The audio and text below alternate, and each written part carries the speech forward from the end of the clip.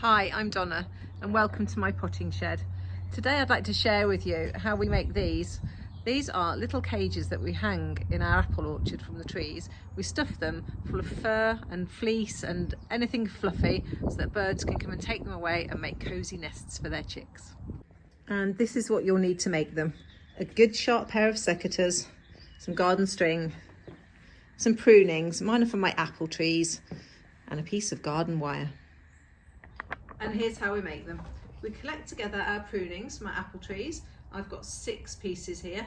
We tie a piece of string directly into the middle. Tie it nice and tight to keep the twigs secure.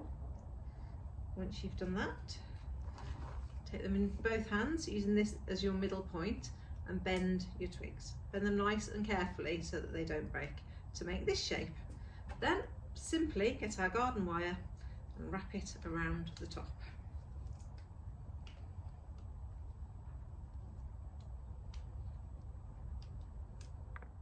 Once your wire is securely wrapped around the top of your twigs, gently pull to make the round shape. Go all the way around until you're finished like this.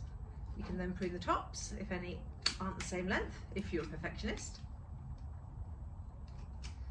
And there we have it.